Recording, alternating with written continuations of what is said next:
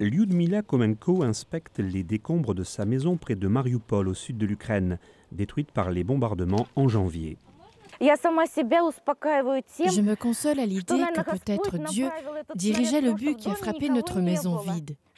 Notre maison a en quelque sorte sauvé nos voisins parce qu'ils avaient un enfant à la maison. Plus d'1 million d'Ukrainiens ont été déplacés par le conflit. Et le Haut Commissariat des Nations Unies aux droits de l'homme affirme que le nombre de morts a maintenant dépassé le cap des 6000. La famille de Lyubov s'est enfuie de Debaltseve à Kiev. Mais Lena a seulement revu son mari. Sa sœur et son fils ont été tués lors d'un bombardement.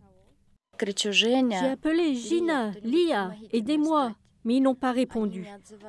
J'ai pensé que peut-être ils étaient juste couchés là, inconscients.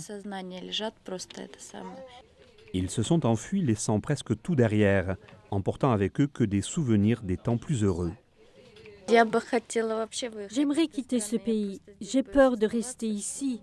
Je ne peux pas perdre un enfant de plus. C'est trop douloureux.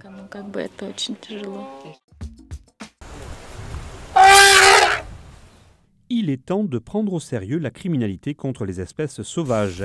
C'est en substance le message de l'ONU cette semaine alors qu'elle marquait la journée mondiale de la faune sauvage, soulignant comment, au cours des dernières années, le commerce illégal d'animaux et de ressources naturelles s'est transformé en l'un des plus grands crimes organisés transnationaux.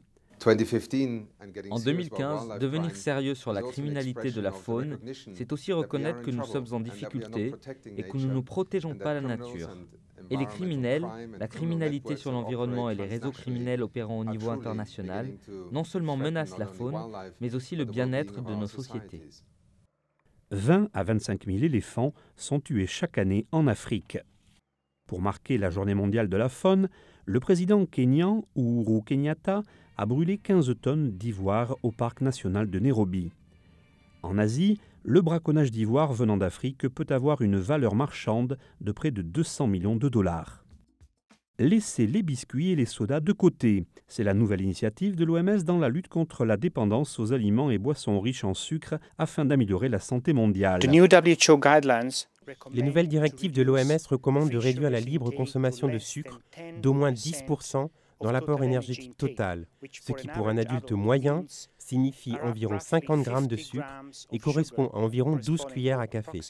Et pour des avantages encore plus bénéfiques sur la santé, l'OMS recommande également de réduire encore l'apport en sucre d'au moins 5% dans l'apport énergétique total.